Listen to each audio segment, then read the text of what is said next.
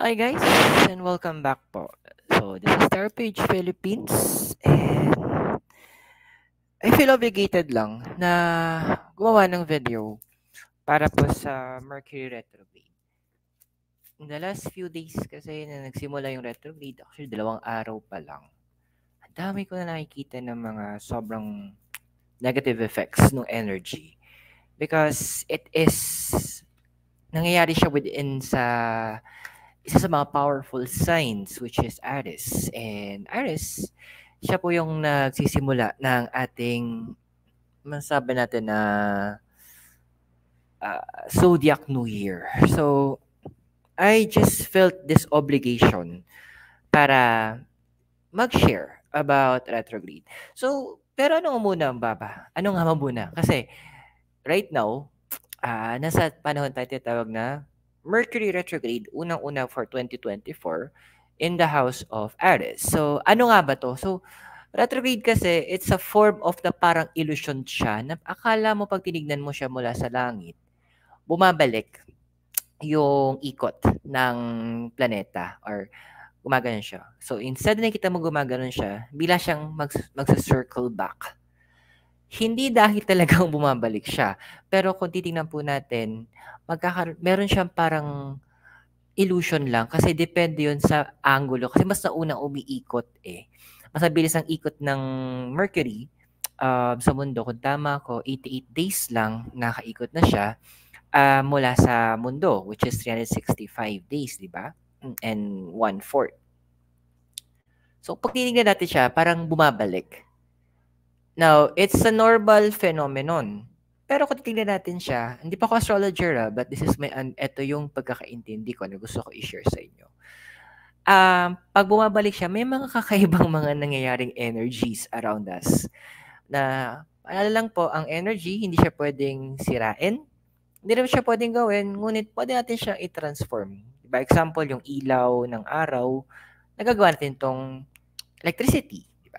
So, yung pagkain, nagiging lakas ng katawan. So, it's an energy transfer. So, ano ba si Mercury? Sa astrology, ang pagkakaintindi ko, ang Mercury is simbolo to ng karunungan, ng katwiran, komunikasyon, at teknolohiya.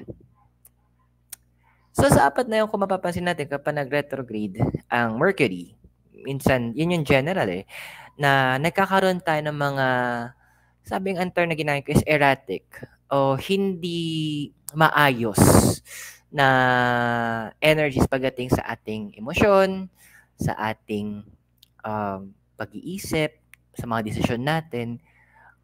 Madami, kung mapapansin nyo, na madaming gumagawa ng mga desisyon ng biglaan.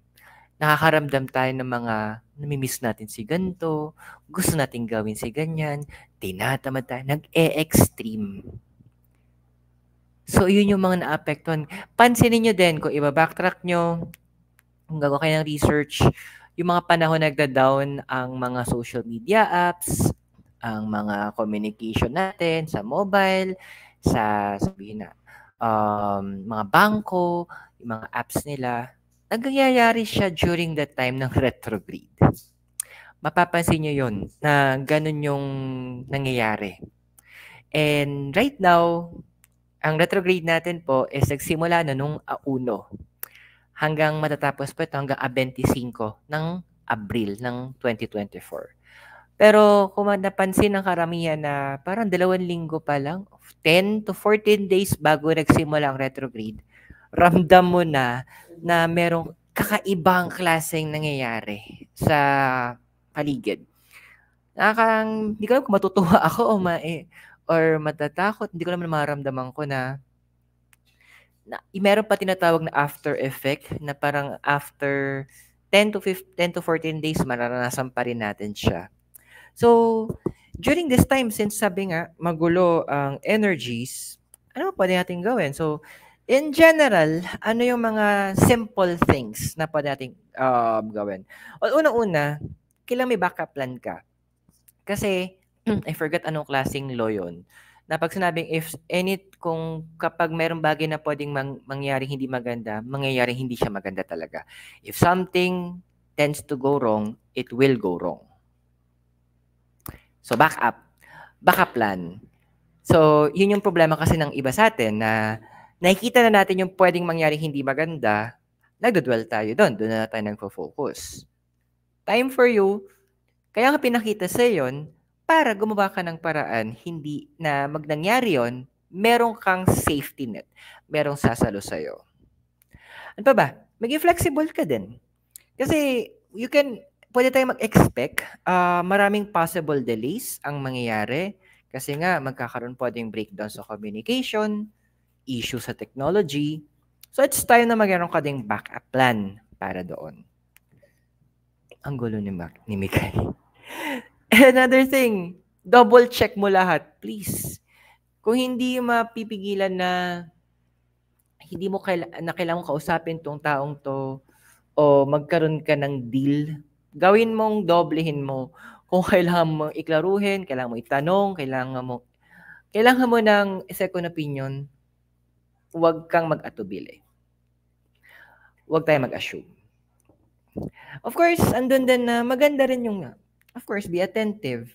Kasi, since may breakdown ng communication, o nagkakalamat ang ating mga pakikipagtalastasan, mainam din na bigyan mo ng panahon na suriin mo. Ano ba sinasabi nito? Tama ba? Ito ba? That will help. And of course, reflection. Kasi, isa sa mga pwedeng gawin na itong retrograde na to sa atin is magkaroon tayo na tinatawag na isolation. Parang gusto natin mapag-isa yung iba sa atin. So, it's time na gamitin mo siya sa paraan na makakatulong sa'yo. Reflect. Ano ba yung mga plano mo na gusto mong maayos? Ano ba yung mga bagay na gusto mong tanggalin? Ano yung mga gusto mong simulan? Ano yung mga bagay na pansin mo hindi na nakakatulong sa'yo? Time na para bigyan mo tong pansin. Well, isa pa maganda din, since breakdown to ng communication, kung kaya nyo mag-secure ng Tiger's Eye, pwedeng bracelet, pwedeng kwintas, or hikaw, depende sa inyo, or saktong naka-display sa bahay, maganda meron ka na to. Because Tiger's Eye helps to protect our throat chakra for the communication. Pwede din nang madagdag ka ng amethyst. Amethyst is nakakatulong naman siya sa third eye chakra. Nakakatulong to para magkaroon tayo ng proper wisdom, karunungan at kaalaman. So, andoon i-cleanse niya. So, kung makasecure ka nun, maganda rin. Hindi ko alam kung meron pa ako, pero you can message me naman sa account ko, which is sa Eroshan Advin ko, personal account ko. So, we could check kung meron pa akong stock ng amethyst and Tiger's Eye. Pero ano ba yung mga dapat wag nating gawin during this retrograde? Unang-una, maging negative. Ayan. Simple lang yon, pero ang laking effect nun sa atin. Kasi if you will be negative, ayan, expect mo gulo. Kasi absorb mo na siya eh. Pangalawa, wag mong ipitin dito lahat, itago yung mga nararamdaman mo kasi hindi sa lahat ng pagkakataon tamang ginagawa yun ha. Kasi andun yung punto na pag ginawa mo siya, that will corrupt yung emotions mo. Yung emotions mo corrupted, mag-a-affect sa iniisip mo, makaka-affect sa actions mo, sa panalita mo, sa outlook. Chain effect na siya. Okay? Kung maaari, kung hanggat kaya mapigilan, hanggat maaari, huwag tayong pumirma muna ng kontrata during a retrograde. Hindi rin maganda siya. Siyempre, huwag kang papadala sa emosyon. Yung mga biglaang desisyon, yan, medyo pasok dyan yung mga, ayoko na sa'yo, break na tayo. Okay, ay, namimiss ko na siya, kontakin ko siya. Wag. Hindi maganda yon. Dahil yung nararamdaman mong yan is actually an effect of the retrograde. Hindi mo taga pure emotions yan. Nagre-react ka doon sa energy na binibigay ng Mercury sa'yo. Yun din, wag tayong magkaroon ng mga unrealistic na demand. Yung mga tipong, oh, dapat magkaroon ako ng 20,000 in just 24 hours. Magic! Wala tayo sa Harry Potter, kapatid. So, kailangan natin medyo bantayan yung mga yon, ha? And another thing, medyo kung kakayanin or kaya nating medyo pigilan or wag muna, wag tayong bumili masyado muna ng mga electronic devices like mobile phones, computers during the Mercury retrograde because na-observe ko sa iba na kapag nagkakaroon sila ng mga gamit or appliances, technology kasi siya, 'di ba, si Mercury na nabibili nila during the Mercury retrograde, ang daling masira. Ang daming issue. So, kaya hindi ko alam kung tama yung observation ko na parang alam yata ng mga companies pag Mercury retrograde kasi bila sila nagsisale. Kasi nga may mga iba na alam nila yung ganong senaryo. So, kung mapipigil hanggat kaya, wag muna. Pero tingnan natin, ano bang pwede nating message? Ano ba sinasabi ng cards during the retrograde? So, hatiin natin to by element. So, unahin natin, this is for your sun, moon, at rising signs. So, tingnan natin muna sa mga kaibigan natin na may fire element. So, this is for Aries, Leo, and Sagittarius. So, this will be for channel reading. So, please be advised that the readings are for guidance purposes. May free will tayo. So, gamitin natin ito na maayos, ha? Ayan. So, tingnan natin. Aries, Leo, and Sagittarius. Okay. So, Aries, Leo, Sagittarius, we have here is the Three of Cups. Kasunod niya si card of the Hermit. And also the card of Knight of Swords. Ayan, lahat sila naka-reverse. And number 47, go the distance. Alam mo, generally, ang message sa yung tatlo, the fire signs, lalo na sa'yo, Aries din. Again, this is for your sun, moon, at rising.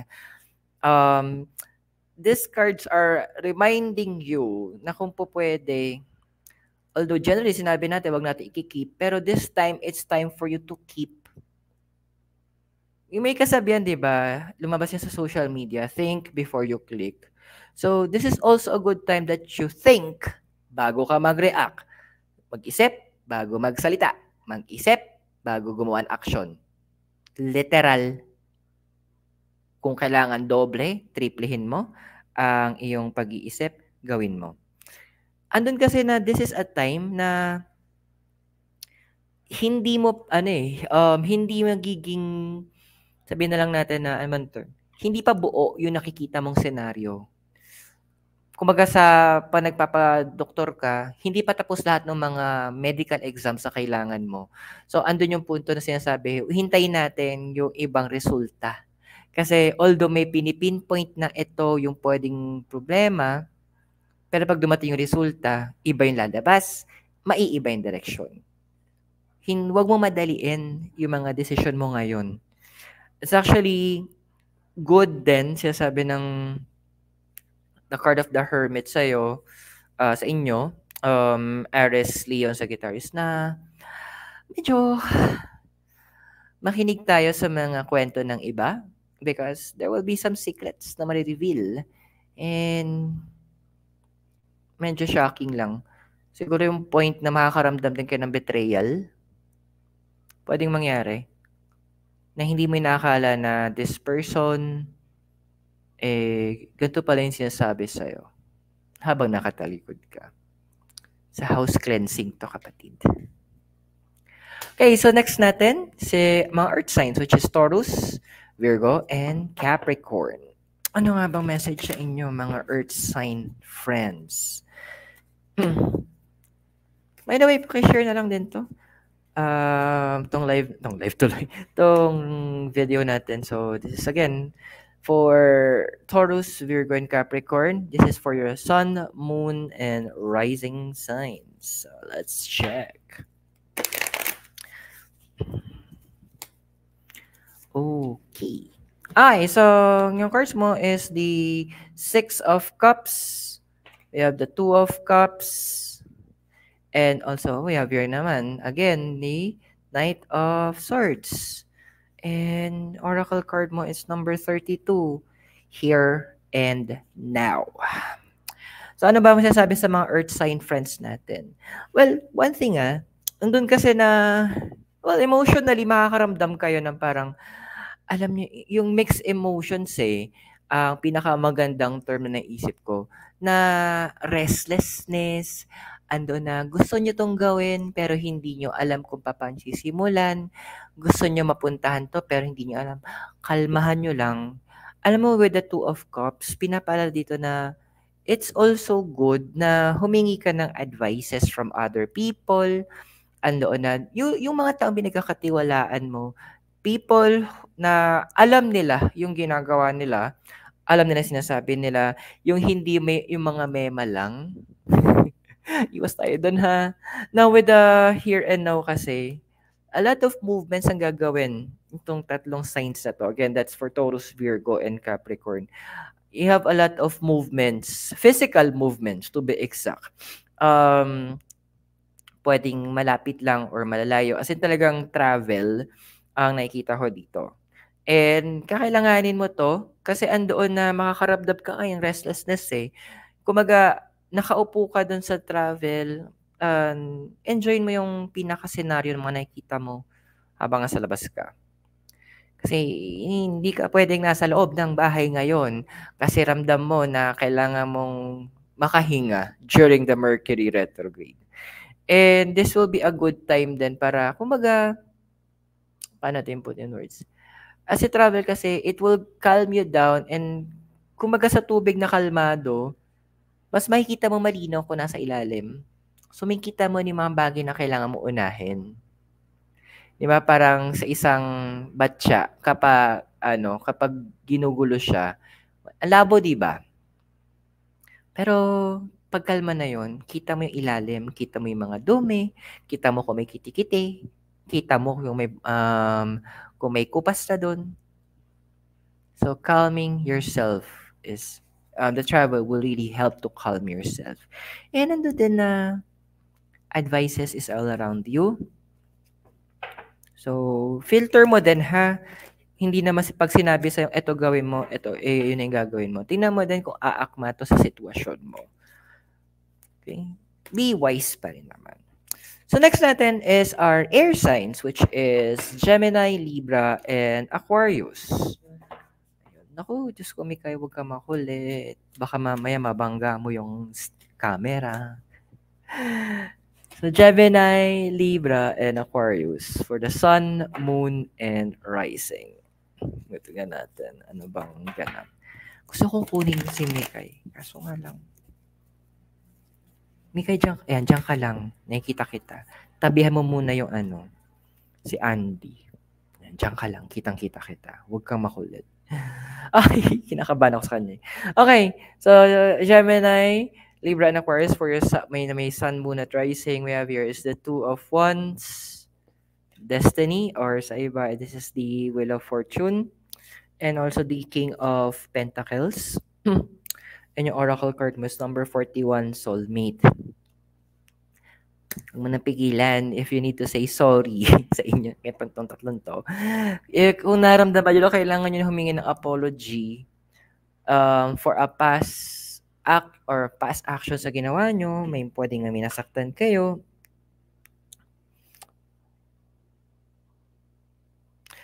Oh my God. Yun, may mga nasaktan kayo or sorry. Meron kayong pwedeng intention or unintentional yung nakasakit kayo. It's time to go back to it. This is an opportunity para ayusin yun. Time naman na i-release nyo. Kasi 'di ba, meron tayong sinasabing you reap what you sow. Kung ano yung tinanim mo, yun din yung aanihin mo. It is a good time kasi sa Aries, it is a good time for planting Kumbaga ito yung simula of the zodiac new year. So ito yung magiging magandang effect or ito yung good things that will happen or ito yung maigitatanim mo during this the start of the zodiac year. So, huwag ka makulit. Ayun. So, Yun yung pwede mong anihin. So, if you're going to, kung mag-ano ka, magtatanim ka ng goodness, well, expect mo the remaining 12 zodiac signs or the 12 months pa. Parang 12 months. Magkakaroon ng magandang effect din sa'yo.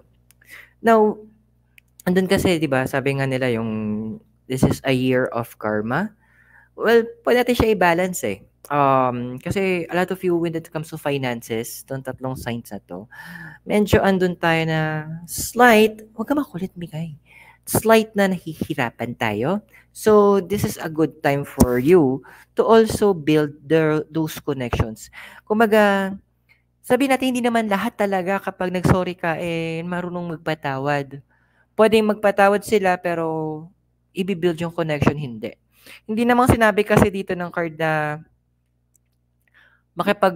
reconcile ka tapos balik kayo sa dati. Just healing that part will be enough. Yung pagalingin yung parting yan para maging maayos na ulit. Very important yun.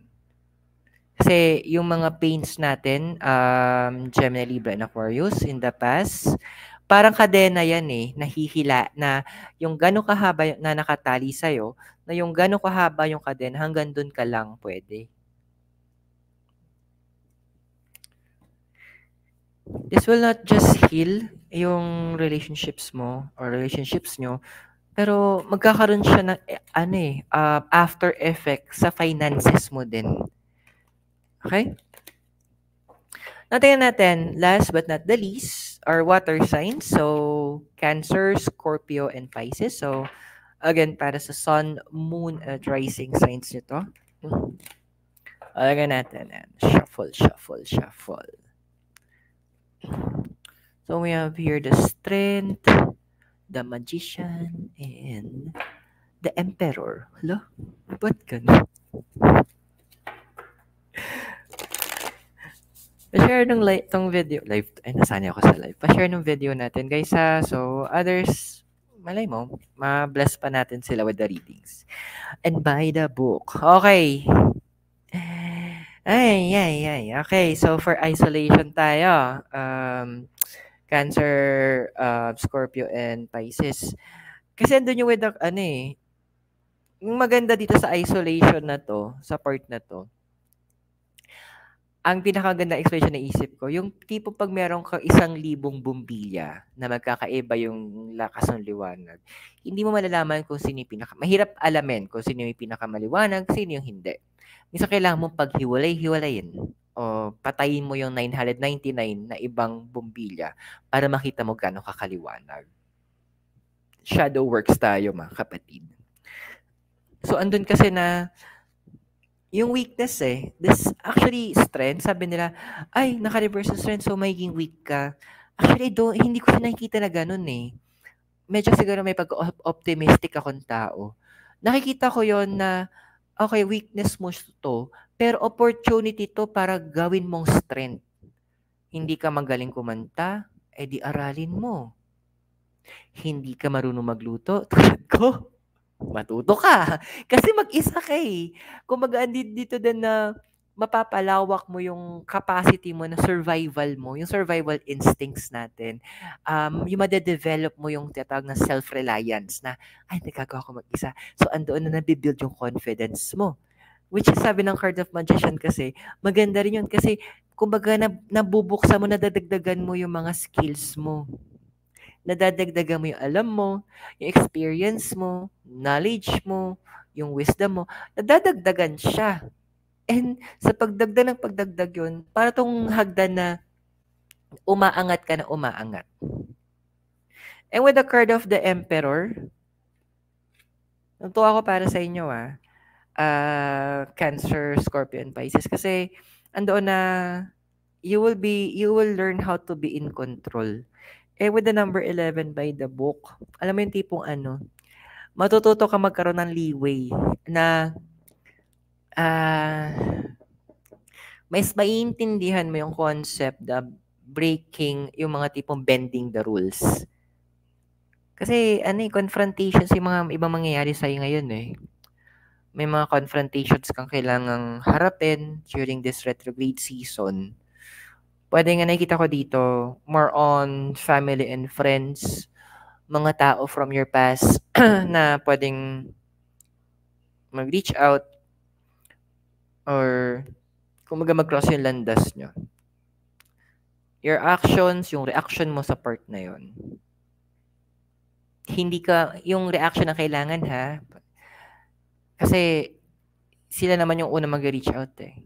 Be wise in making that right decision.